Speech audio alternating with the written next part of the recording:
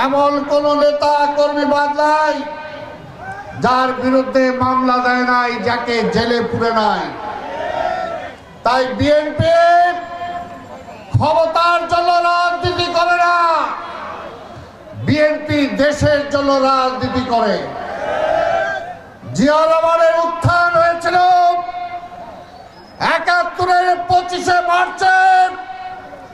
শেখ মুজিবুর রহমান যখন পাকিস্তানিদের কাছে আত্মসমর্পণ করে পাকিস্তান চলে গিয়েছিল, সেই সময় এই জাতির সামনে কোনো দিক দিশারা ছিল না।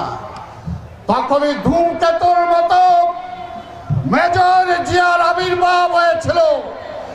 ২৬শে মার্চে ওই চিটাগাঙ্গে কালুরঘাট বেতার কেন্দ্র থেকে বলেছিল, স্বাধীনতার ঘোষণা দিয়েছিল, I major Zia declare independence of Bangladesh. কি কথা হাঁচা কিনা? সেই জিয়াকে এই হাসিনারা বলছে রাজাকার। আল্লাহর বিচার আছে না? আল্লাহর বিচার আছে।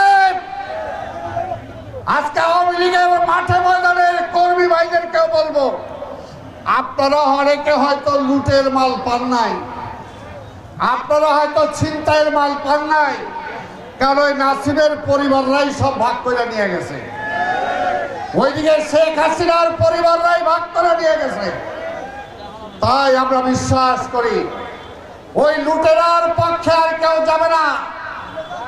এই দেশকে যদি আমরা স্বাধীন রাখতে চাই, আমার ঈমান আকীদা যদি আমি রক্ষা করতে চাই, তাহলে শহীদ জিয়ার দল, বেগম খালেদা জিয়ার দল, তারেক রহমানের দল, ইকবাল হাসান মাহমুদ টুকুর দল, বিএনপি ছাড়া কোনো বিকল্প নাই।